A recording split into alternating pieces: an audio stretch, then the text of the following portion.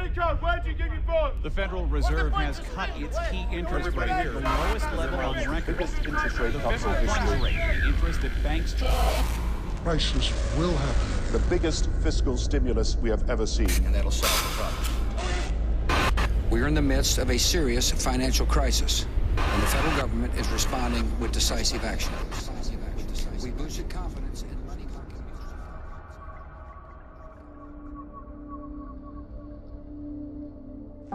Have you taken a large home loan? Or did you put your savings in stocks, mutual funds, or bonds? If not, then you can relax. But all of us who did are living on borrowed time. This is the story of the greatest financial crisis of our time, the one that is on its way.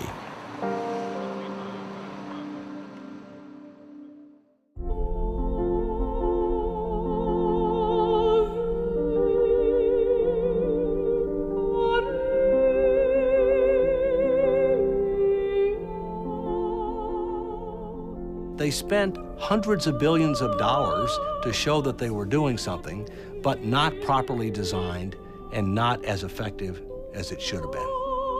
When they start losing money, hey, we got to get back in the game. We got to get those dice rolling again. Hey, let's create another bubble. You think the dot-com bubble was too big? We got a bigger one for you. We'll call it the real estate and the credit. Well, the problem is they never actually cure the crisis, right? They just give alcohol to a drunk. It doesn't sober him up. It just, sets him up for, a bigger hangover. And that's all we've done. And that's all we're trying to do. And so I know at some point you kill the patient, right? At some point you can't drink anymore. It's just the end of it. You reach the end of the ability. And that's where we are. Congress wanted to believe them. Congress wanted an excuse to bail out the auto workers. And the executives gave them just enough political cover to say, well, I'm not really doing this because I want auto worker votes and I'm going to give them a huge amount of money. I'm really doing this for the American economy. The Federal Reserve has cut its key interest rate on record. The federal funds rate.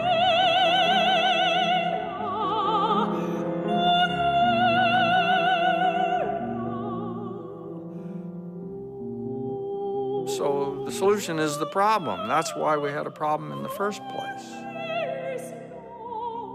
And this is the danger in protecting investors and consumers from the consequences of their own decisions.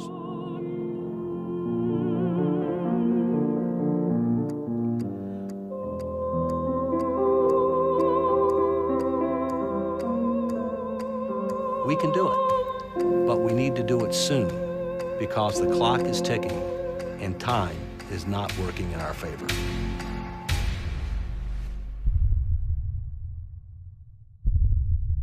I know many Americans have questions tonight. How did we reach this point in our economy? And what does this mean for your financial future? These are good questions, and they deserve clear answers. First, how did our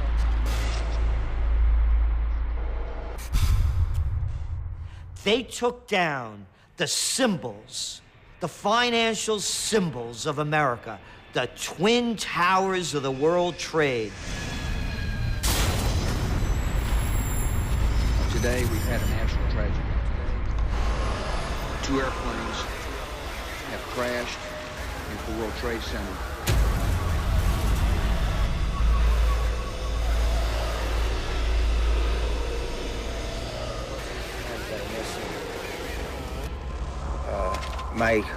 My old company, my old company where I used to work, the whole company's missing.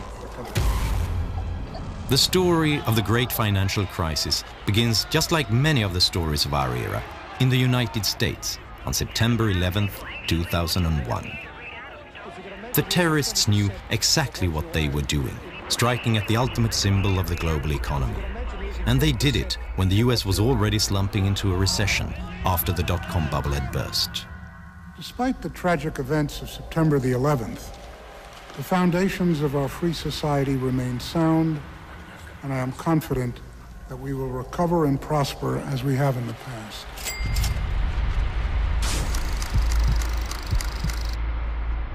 In spring 2001, the Federal Reserve started lowering interest rates. And now it continued lowering rates to save companies on the brink and to keep unemployment down. During 2001, the interest rate was lowered from 6.5 to 1.75%. In 2003, it was cut all the way to 1%, and it remained there for a full year. Predicting the panic of 2008, the economic 9/11, and the current economic crisis that we're still in was probably one of the easiest forecasts we've ever made in our 30 years of trend forecasting. It was very simple. Gerald Celente lives in Kingston, a few miles north of New York. He's one of the top trend analysts in the US. He has been called the modern Nostradamus.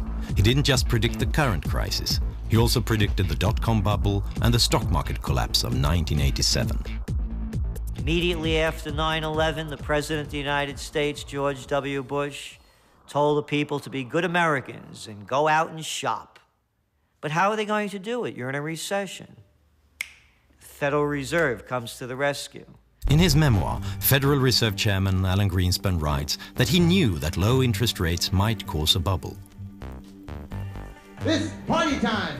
Traditionally, central banks remove the punch bowl once the party starts. The interest rate can't remain low for too long, or people will do things they'll regret later. This is one party that just has to turn out right. Well, the purpose of a party is to have fun together.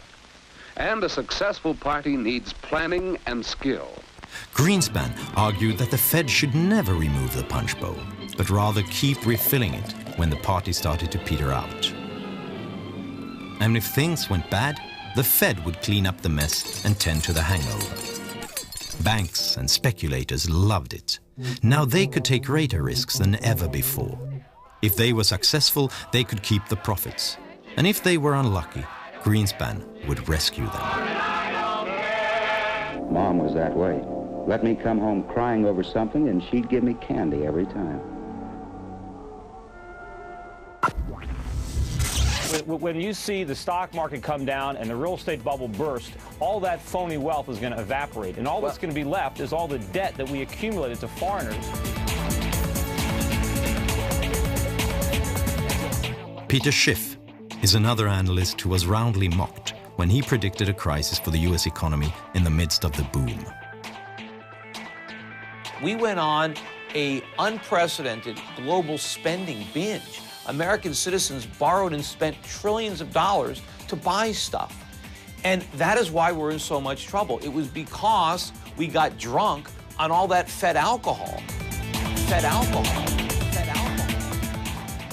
In a world that was suddenly uncertain, with the country under attack, nothing felt safer than investing in your own home, in the American dream. I do believe in the American dream. I believe there is such a thing as the American dream. Owning a home is a part of that dream. It just is. Right here in America, if you own your own home, you're realizing the American dream. Vernon Smith was awarded the Nobel Prize in Economics in 2002. He received it for his research in experimental economics. In his experiments, he puts economic theories to the test. Smith is an expert on bubbles. If you can buy a home with almost nothing down, then you do well if the prices continue to go up. If it goes down, well, then you have an incentive to walk away from it and let the bank have it. Low interest rates caused a housing bubble. Cheap loans encouraged people to buy more and bigger homes. Housing prices began to rise by 10% a year. So many took out a second mortgage on their old house to fund consumption. You want to go on that vacation? Buy some new clothes? How about putting an addition on your house? You don't have the money? How about a home equity loan? That's for you. Let's use your house as a piggy bank. The banks granted loans to almost anyone. Why would you need a decent income to buy a home if you can get rich just living in it? The market even coined the term Nina loans. No income, no assets, no problem. You'll get a loan anyway. The legislation was more aggressively pushing lenders to lend to people of modest means, people whose incomes were 80% of the median income or below. Politicians encouraged this. For a long time, both the left and the right have been encouraging home ownership. So they've created deductions, subsidies and insurances. And they created two huge mortgage financing companies, Fannie Mae and Freddie Mac. Their job was to use thousands of billions of dollars to insure loans for people who couldn't get them on the open market. They were government-sponsored enterprises. They had private owners, but they had been created by Congress, and their transactions were guaranteed by the government. So particularly Fannie Mae and Freddie Mac are government-sponsored enterprises, and what it means is they're private, not now maybe, but they're private companies that have special charters from the government. And the thing about government-sponsored enterprises, which is the main thing people are talking about, is a sense that they're guaranteed by the government. First of all, government-sponsored corporations that help create our mortgage system. I introduced two of the leaders here today. They call those people Fannie Mae and Freddie Mac, as well as the federal home loan banks, will increase their commitment to minority markets by more than $440 billion. In the last decade, Fannie Mae and Freddie Mac have donated more than $200 million to politicians in Washington. Enterprise-sponsored government. I asked the former Freddie Mac chief economist what they got for their money. I don't know. I mean, that's a tougher question. No, they had a pretty good charter. They were regulated in a spotty way. In many ways, the regulatory structure wasn't that bad, but it was the case that the regulatory structure was a compromise. It wasn't a treasury, it wasn't a housing, really. It was somewhere in between. You know, there was a huge moral hazard courtesy of the government in the mortgage market. When the government, through Fannie and Freddie, started to guarantee mortgages, then the lenders were no longer worried about getting their money back because the government said, we guarantee it. And so that's why I've proposed and urged Congress to fully fund the American Dream Down Payment Fund. This will use money, taxpayers' money, to help a qualified low-income buyer make a down payment. Well, greed has to be balanced with a certain amount of fear, and that's what down payment rules are all about, and amortization rules, is to keep people from carried away by, as you say, the greed of expecting to become rich by buying a home and reselling it at a higher price. And that's important. And one of the barriers to home ownership is the inability to make a down payment. And if one of the goals is to increase home ownership, it makes sense to help people pay that down payment. This is the problem, the moral hazard. We gave a moral hazard to home buyers. Once you say that you can buy a home with no down payment, all of a sudden there's no risk to the borrower. He doesn't care if he overpays, because if the house keeps going up, he makes money. If it stops going up, the bank loses the money. You know, we have moral hazards in our banking system. The U.S. government guarantees all bank deposits. Well, what does that mean? That means that depositors don't care what the banks do with their money once they deposit it, because they know the government guarantees it. And the federal government obviously has to play an important role, and we will. We will. I mean, when I lay out a goal, I mean it. Why are they doing that? Why can't we let mortgages be financed in the private sector? The reason is because the private sector would not finance these crazy mortgages, and real estate prices would have to come down to levels that people can actually afford. How can you promote home ownership if people can't afford the home?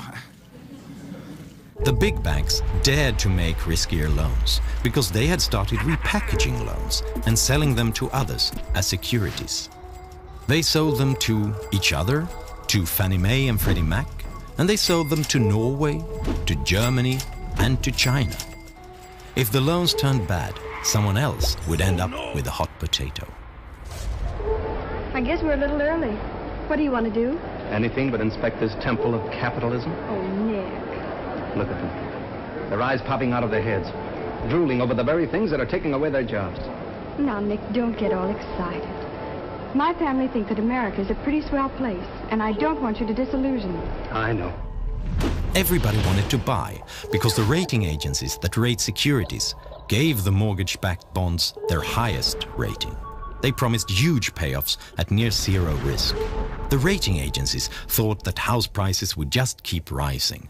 And then there was that minor detail that the rating agencies were being paid by the sellers of the securities. And I think the process was corrupted. First of all, the government licenses Moody's and Standard & Poor's. So there's only a few companies who are authorized to rate these bonds. So it wasn't really a free market. The government was in bed with Moody's and with Standard & Poor's. But also you had this perverse relationship between Wall Street and the rating agencies where they were paying the rating agencies to rate the products that they were structuring.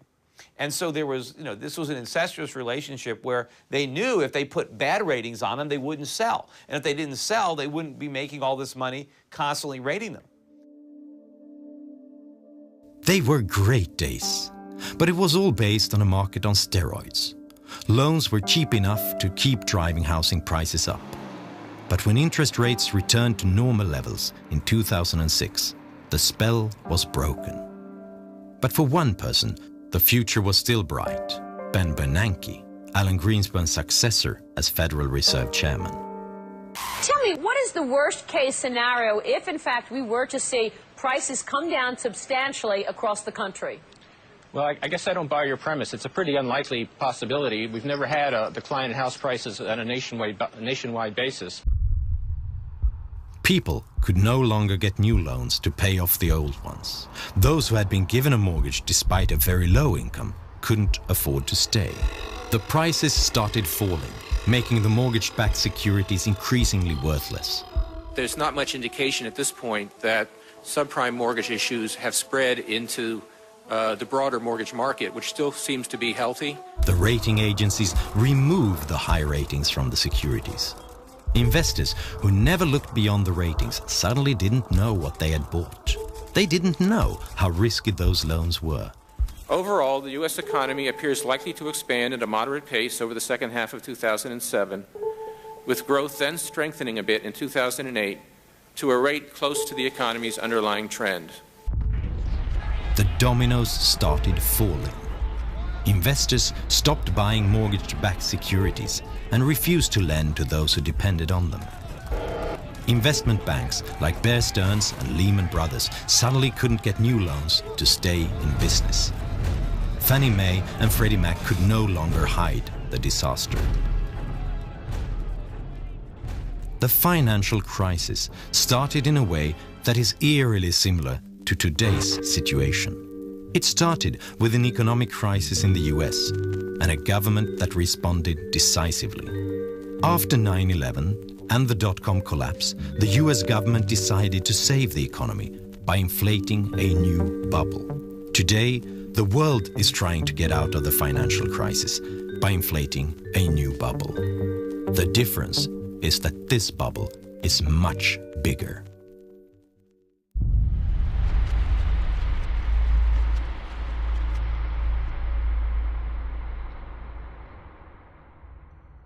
After they did the dot-com bubble, and that burst, and they reinflated it with the real estate and credit crisis bubble, and then when that burst, now they've created the bubble of all bubbles. And it's not only the United States, this is a global bubble. They're all into it. It's called the bailout bubble. Hey, the economy's going down, recession's setting in, sales don't look good, exports soft, need more money?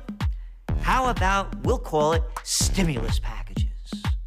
And from Australia to the United States, from the UK to China, they're dumping funny money into the system to keep it going.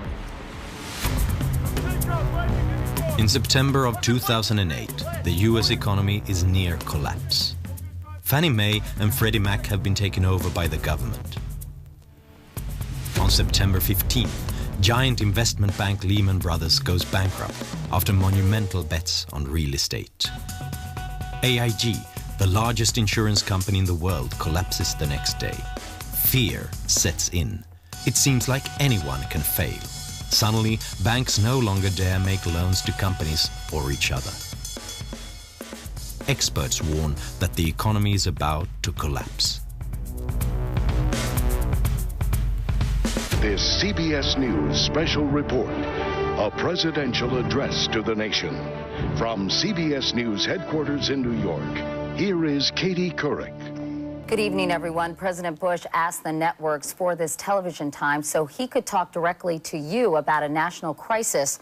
Some of this country's major financial institutions are in danger of collapsing under the weight of bad mortgages, and that would be devastating for the entire economy. We are in the midst of a serious financial crisis, and the federal government is responding with decisive action.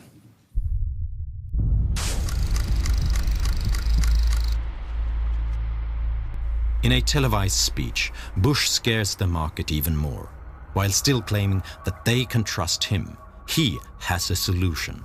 Under our proposal, the federal government would put up to $700 billion taxpayer dollars on the line to purchase troubled assets that are clogging the financial system.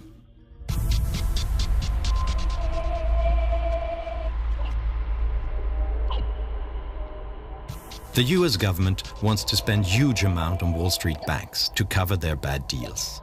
Even banks who don't want the money will be forced to take it, so that the public won't know which banks are on the brink of collapse. All those in favor say aye. Opposed say no. The ayes have it. Speaker. I want to thank the Secretary of the Treasury for working hard with the members. Thank the members for working long hours like they've been doing to come up with a solution that's bipartisan and that'll solve the problem. On October 3rd, Congress approves the biggest financial bailout in history. $700 billion.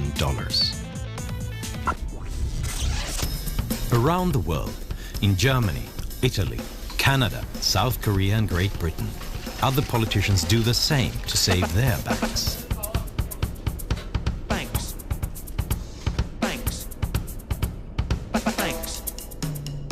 We've taken the right, the decisive and the tough decision that was necessary to protect the stability of the financial system and to protect the depositors. David Walker was US Comptroller General from 1998 to 2008. He quit because he was so worried about the US economy that he wanted to have the freedom to warn about what may happen.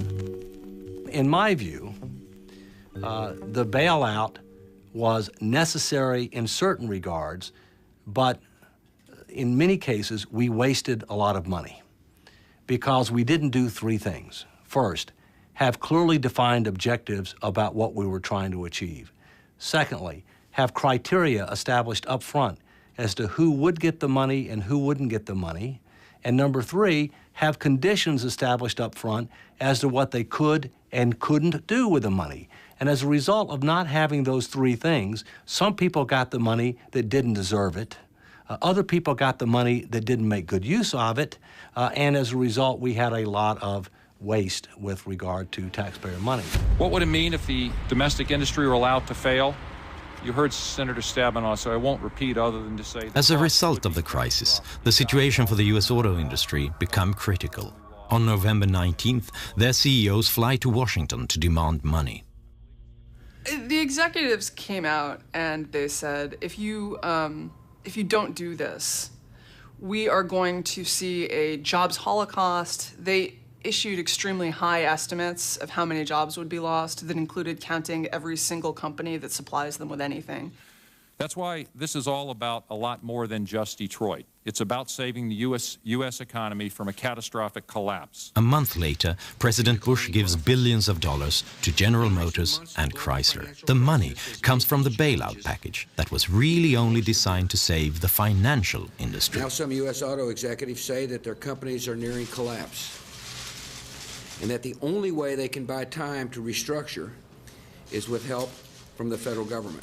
Megan McArdle is a financial analyst for The Atlantic and has written extensively about the problems of the U.S. auto industry. Congress wanted an excuse to bail out the auto workers, and the executives gave them just enough political cover to say, well, I'm not really doing this because I want auto worker votes and I'm going to give them a huge amount of money.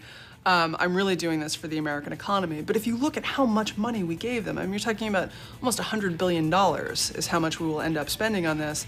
You know, even if you were saving millions of jobs, it would have been cheaper to give every single one of those people $100,000 to go out and, you know, find a new job.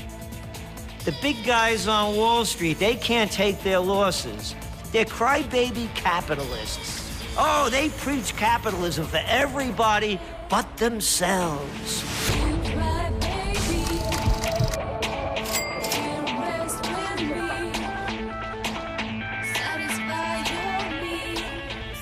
The Federal Reserve has cut its key interest rate to the lowest level on record.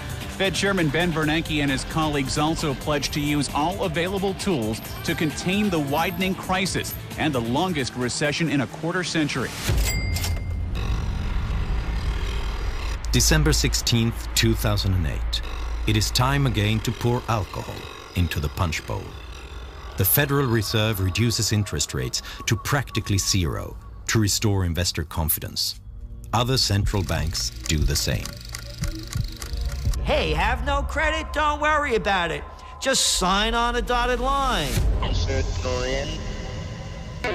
The housing bubble that they inflated blew up with all the carnage and all the bankruptcies. And now what is their solution? Well, gee, let's do the same thing we did before. Instead of having interest rates at 1%, let's have them at 0. And let's buy everything we can. Let's print money and buy mortgages. Let's buy credit card debt, student loans. Let's buy bonds and let's drop money from helicopters to try to get the same risk-taking, excessive gambling on Wall Street. Let's try to convince Americans who are already loaded up on debt to go out and buy more stuff, to go out and go deeper into debt. And if the banks don't want to lend them money, let's make them lend them money. I mean, this is economic, suicide. While the Fed lowers interest rates, President-elect Barack Obama prepares an enormous stimulus package meant to get the U.S. economy going. We are running out of the traditional ammunition that's used in a recession, which is to lower interest rates. They're getting to be about as low as they can go.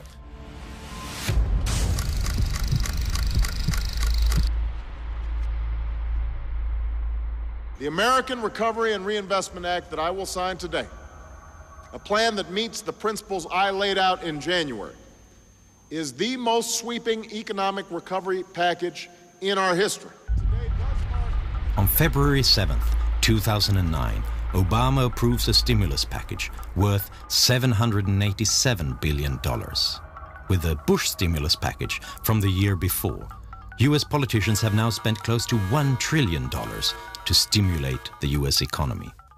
The money is spent on roads, airports, education, unemployment, and other benefits. There's a bureaucracy in everywhere.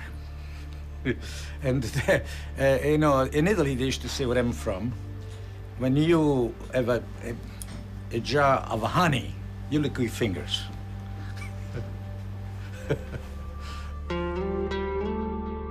The town of Union is located a few hours from the Canadian border. This is where the computer company IBM got its start and grew to be the biggest in the world. The factories are now empty, but the town has acquired a small-town rhythm. So there was surprise when $600,000 from the stimulus package arrived to combat homelessness. On occasion, our police officers may run across someone and they try to, take the person to an area where the individual can get some shelter and get something to eat. But it's not a problem here. This is Rodeo Drive in Beverly Hills, probably the world's most famous upscale shopping district. It was here, for example, that Julia Roberts went shopping in Pretty Woman. Stimulus money has made its way here as well. These streets are to be repaved to the tune of $1 million. Sure, there are potholes in the asphalt, but is this really the economy that needs to be stimulated? We had a $787 billion stimulus bill, but only about 1/3 of it was truly stimulus. By that I mean timely, targeted, and temporary. The other 2/3 were things that people wanted to do, had been wanting to do for a long time, but they didn't want to have to pay for it. They wanted to do it as part of emergency legislation and charge it to the national credit card. The Johnstown, Pennsylvania airport has 3 scheduled flights a day. Other than that, it's quite empty. When you have the flights coming, that's when the people are here. Right. Other than that, it's empty. But one face is everywhere. Congressman John Murtha, the airport's namesake. He's been called the King of Pork and has gotten $200 million for Murtha Airport from Washington. Earlier this year, the airport got a new source of revenue, $800,000 from the stimulus package to repave this backup landing strip. The head of the airport insists that the landing strip is safe. So why does it need doing if it's not a safety issue?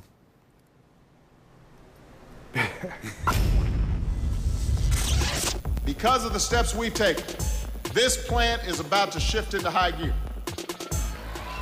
One of the biggest stimulus programs was aimed at the auto industry, cash for clunkers.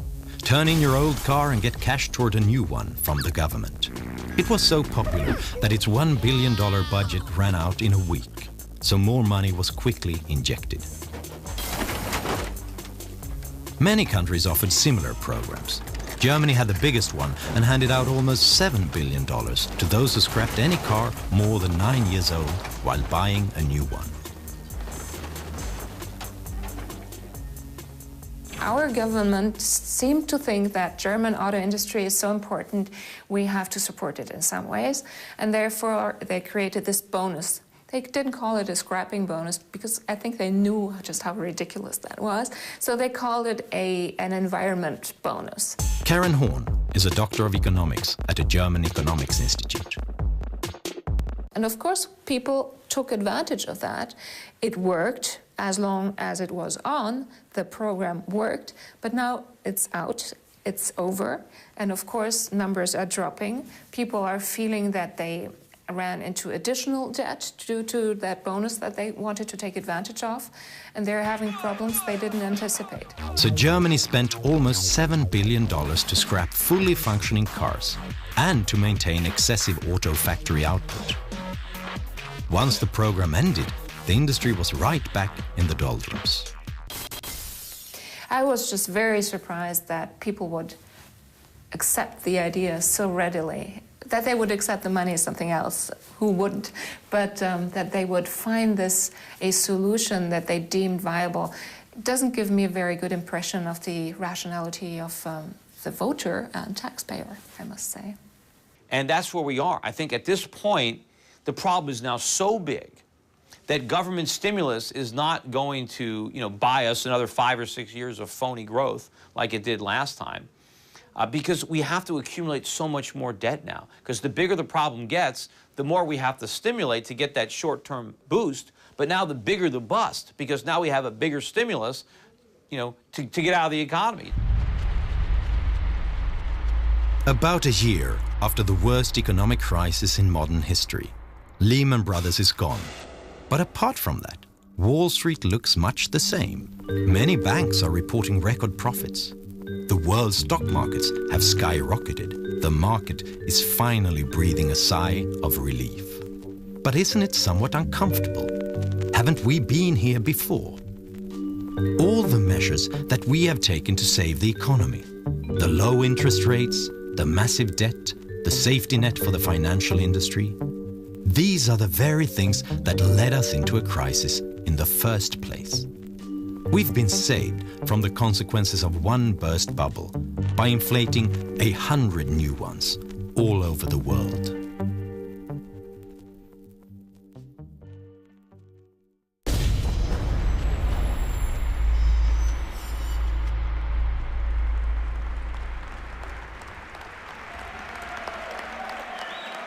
One year ago, I took office amid 2 wars, an economy rocked by a severe recession, a financial system on the verge of collapse, and a government deeply in debt. Experts from across the political spectrum warned that if we did not act, we might face a second depression. So we acted, immediately and aggressively. And 1 year later, the worst of the storm has passed. Viens avec moi à l'hôtel d'amour. L'amour est partout. L'amour est pur et libre. Réaliser tes rêves à l'hôtel d'amour.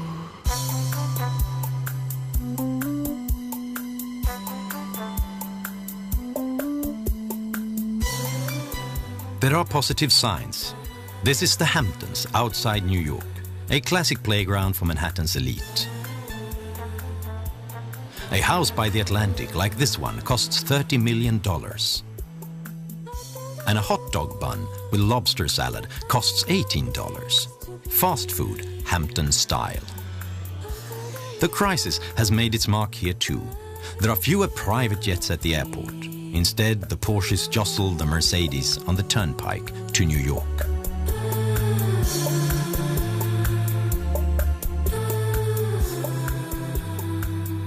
New York City, Washington, D.C., and Los Angeles, California don't represent the real world. They also don't represent the real part of America, the so-called Main Street of America.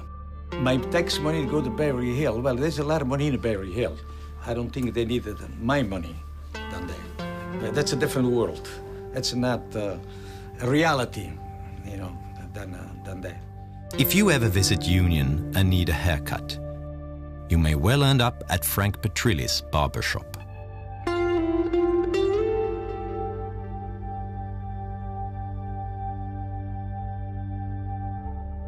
But unfortunately, a lot of people lost their homes because they lost their jobs.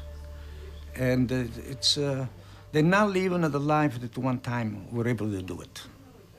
A lot of the young people, especially educated, they try to move, go out of town. But I believe no matter where they go, the situation is the same all over. Where are they going to go, Detroit? Now listen, son. I wasn't going to tell you this, but you're the reason we came here all the way from Indiana. You've heard all the talkers. Now I'm going to show you the doers.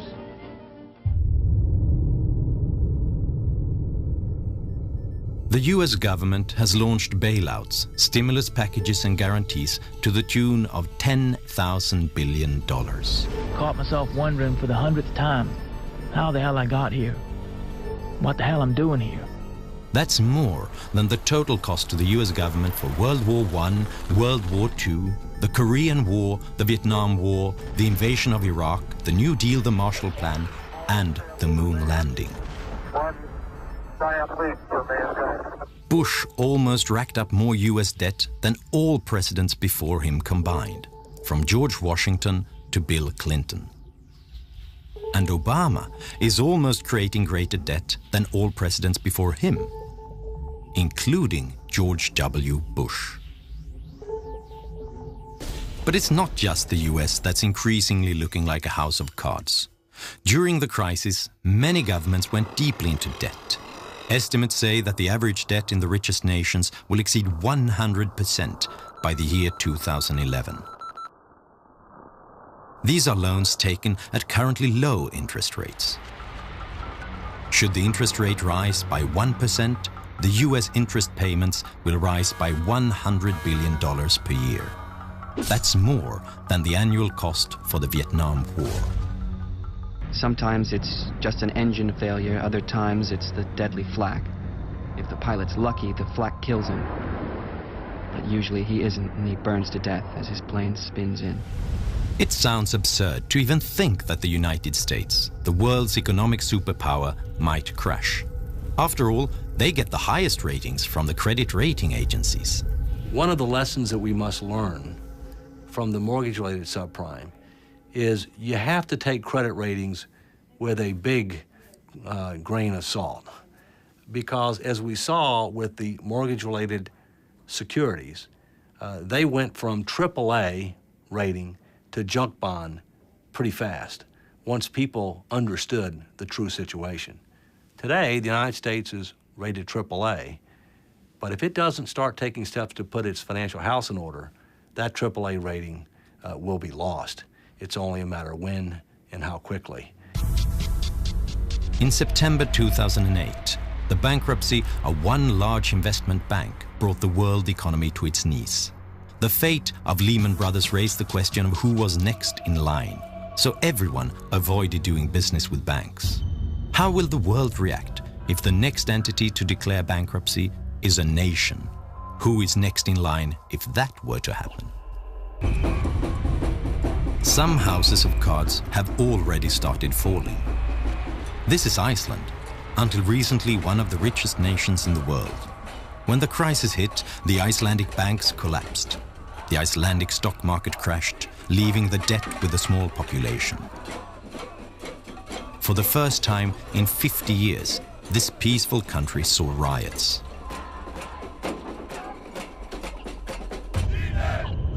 This is Greece. Here, deficits have hit a record high. The national debt is approaching 135% of GDP. The market wants higher interest rates for Greek loans, increasing the pressure on its strained economy. It seems like the Greek government needs a bailout to avoid collapse. Italy, Spain, Portugal, and Great Britain are other EU nations with similar problems. What about my country, Sweden? The country's finances are fairly robust. Our national debt and deficit are lower than that of most nations. But Sweden is highly dependent on the world economy. More than half of our prosperity is based on exports. When other countries crash, we get hit almost as hard. And Swedish housing prices have risen during the crisis, despite the recession and despite rising unemployment. But because of low interest rates and a government mortgage company, SBAB, making loans easier to get. Swedes have never carried more debt in relation to their income. Doesn't all of this sound very familiar? We have new bubbles everywhere, so I am pretty worried about what's going to happen. If you don't want bubbles to burst, then don't blow them up in the first place, because all bubbles burst. If enough things can go wrong, some of them probably will. The question is just which needle will burst this bubble? Will it be new credit losses as banks take on greater risks, knowing that the government considers them too big to fail? Or falling stock prices as interest rates rise and the steroids wear off? Will it be the Chinese economy overheating? Or will it be a collapse of confidence in the US dollar?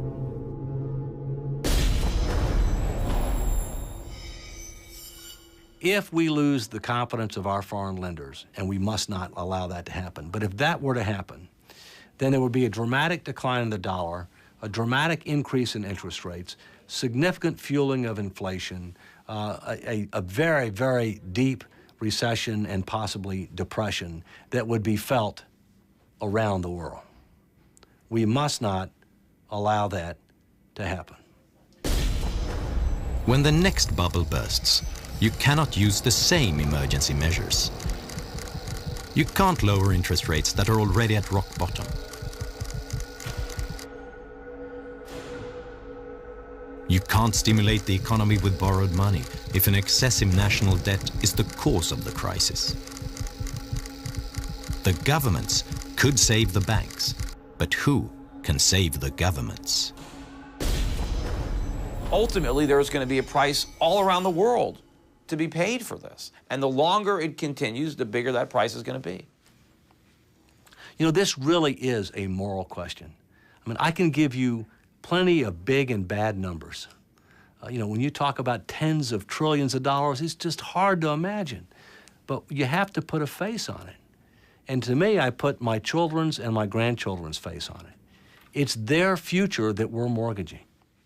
When we tell people that there's going to be a bailout bubble, and they see the world equity markets up 50, 60%, they don't want to believe that it's another bubble. They want to step right up back to that table and throw their dice and try to win their hand at the wheel of fortune that Wall Street's spinning.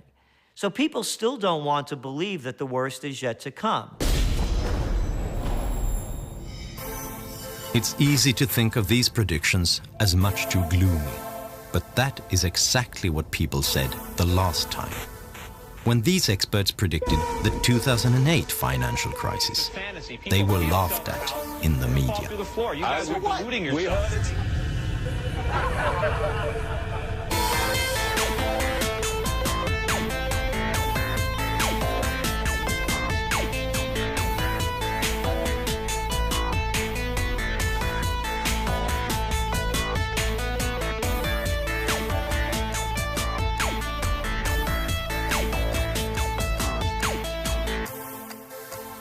We can do it, but we need to do it soon because the clock is ticking and time is not working in our favor.